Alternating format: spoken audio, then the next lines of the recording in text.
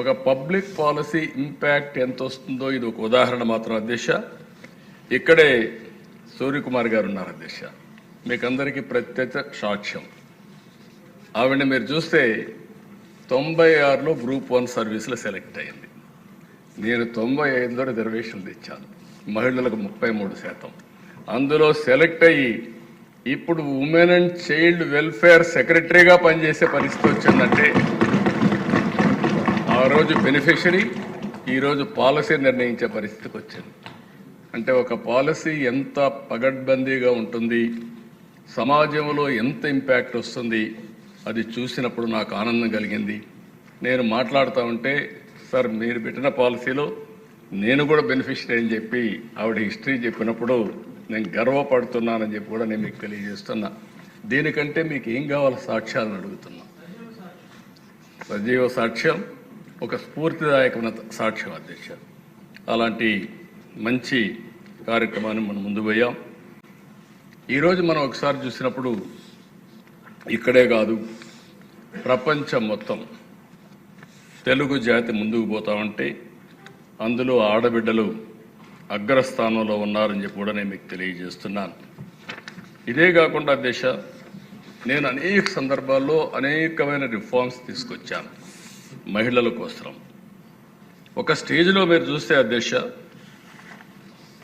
మహిళ పుడితే భారం, ఈ అమ్మాయిని ఎటమేస్తాం కాబట్టి వివక్షత చూపించే సమయం అది. ఆ రోజు నేను చెప్పాను, మీ పుట్టిన అమ్మాయి మీకు భారం కాదు, ఈ ఇంటికి ఒక మహాలక్ష్మి. అందుకే పుట్టిన ఆడబిడ్డ పేరుతో 5,000 రూపాయలు బ్యాంకులో డిపాజిట్ చేసి పాస్బుక్ పుస్తకం ఇచ్చి 18 సంవత్సరాల తర్వాత ఎంత డబ్బులు వస్తుందో ఆ డబ్బులు ఆ అమ్మాయికి ఒక కుటుంబ పెద్దగా కానుక ఇచ్చానని చెప్పి కూడా నేను మీకు తెలియజేస్తున్నాను. ఇటీవల నేను హైదరాబాద్లో అపోలో హాస్పిటల్కి పోతే ఒక బెనిఫిషరీ తీసుకొచ్చి మీరు ఇచ్చిన డబ్బుల వల్ల నేను చదువుకొని ఈ స్థాయికి వచ్చారని చెప్పే పరిస్థితికి వచ్చారు అధ్యక్ష.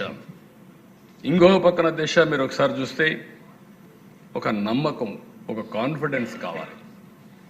మనందరం ఆలోచించేవాళ్ళం, అమ్మాయిలంటే సైకిల్ దొక్కలేరు, మగవారితో సమానంగా ముందుకు పోకూడదు, లేకపోతే ఎవరన్నా పేరెంట్సే తీసుకెళ్ళాలి, ఇలాంటివన్నీ ఉంటే నేను ఆ ధైర్యాన్ని వాళ్ళలో ఒక నమ్మకాన్ని ఇవ్వాలి.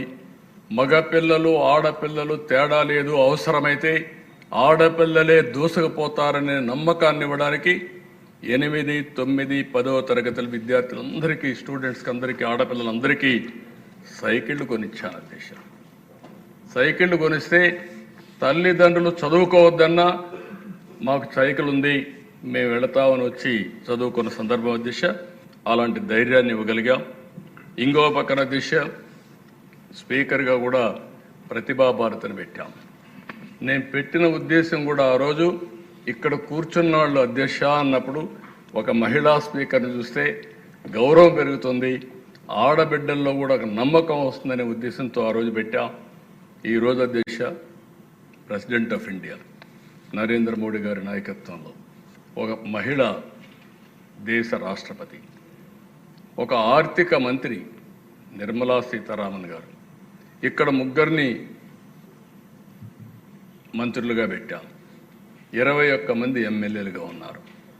ఈరోజు అధ్యక్ష 5%తో 8%తో ప్రారంభమైనటువంటి రాజకీయ రిజర్వేషన్లు స్థానిక సంస్థల్లో నేను 95లో 33% చేశాను. ఇది ఈరోజు 50% అయింది. దేశంలో మొన్నే బిల్లు పాస్ చేశారు, 33% రిజర్వేషన్లు. నెక్స్ట్ అసెంబ్లీకి వచ్చే లోపల డీలిమిటేషన్స్ అయిపోతే ఈ రిజర్వేషన్లు వస్తే 33% ఆడబిడ్డలు ఈ చట్టసభలో ఉంటారు. 70 మంది దగ్గర 75 మంది ఆ రిజర్వేషన్ల ప్రకారం 1/3 ఉంటారు. మంత్రులు కూడా 1/3 ఉంటారు. ఇది శుభ పరిణామం అని చెప్పి కూడా నేను మీకు తెలియజేస్తున్నా. ఏదైతే నేను చెప్పానో రాజకీయంగా, ఆర్థికంగా ఈ 2 పైకి వస్తే సామాజికంగా ముందుకు పోయే పరిస్థితి వస్తుంది, అది జరుగుతుంది. ఇంకో పక్క దిశ ఓసారి మనందరం ఆలోచిస్తూ ఉంటాం, ఆడవాళ్ళు కొన్ని పనులే చేయగలుగుతారని. ఇది వారసత్వంగా వచ్చిన సమస్య కూడా. ఈవెన్ విలేజ్లో కూలికి పోతే ఆడవాళ్ళకు ఒక కూలి, మగవాళ్ళకు ఒక కూలి. అంటే వీళ్ళు శారీరకంగా స్ట్రాంగ్గా ఉండరనే ఆలోచన దిశ. నేను మొన్న ఒక మాట చెప్పాను, మగవాళ్ళకంటూ కోప్పడద్దండి, ఇక్కడుండే మగవాళ్ళంతా కూడా ఇది కావాల్సిన పని లేదు, మగవాళ్ళ కంటే ఆడబిడ్డలు తెలివైన వాళ్ళని నేను ఒక స్టేట్మెంట్ ఇచ్చాను. కొంతమంది నన్ను అపోజ్ చేశారు, చాట్ జీపీటీని అడగమన్నాను. చాట్ జీపీటీ అడిగితే అది చెప్పింది ఏంటంటే, మగవాళ్ళకి లెఫ్ట్ బ్రెయిన్ పనిచేస్తుంది, ఆడబిడ్డలకి రైట్ బ్రెయిన్ పనిచేస్తుంది, రైట్కు లెఫ్ట్కి అంత తేడా ఉందని వాళ్ళే చెప్పే పరిస్థితికి వచ్చింది.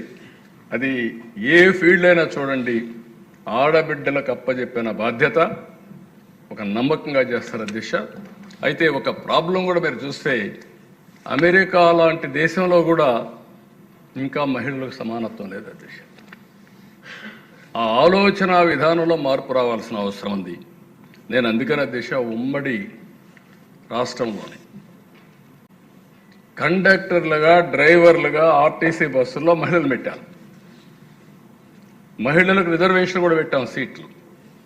అదే సమయంలో నేను పెడితే చాలామంది మహిళలు డ్రైవర్గా రాలేదు, కానీ కండక్టర్లు మాత్రం వచ్చారు. మగ కండక్టర్ల కంటే ఆడ కండక్టర్లు చాలా బాగా పనిచేస్తున్నారు ఇప్పటికి కూడా. అది ఆ రోజు తీసుకున్న నిర్ణయం అని చెప్పి కూడా నేను మీకు తెలియజేస్తున్నా. ఇంకో పక్కన దిశ, ఆస్తులన్నీ మహిళల పేరుతో ఇచ్చాం.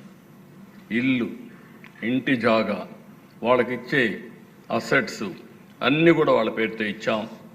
కడాని ఇప్పుడే సంధ్యారాణి గారు చెప్పారు, మా తల్లి కష్టాలు చూశాను. మహిళ వంట చేసిన తర్వాత బయట వస్తే ఆ పొగంతా కాళ్ళలోకి పోయి, కడుపంతా కూడా పొగపోయి అనేక రకాలైన సమస్యలు వచ్చే పరిస్థితి వచ్చింది.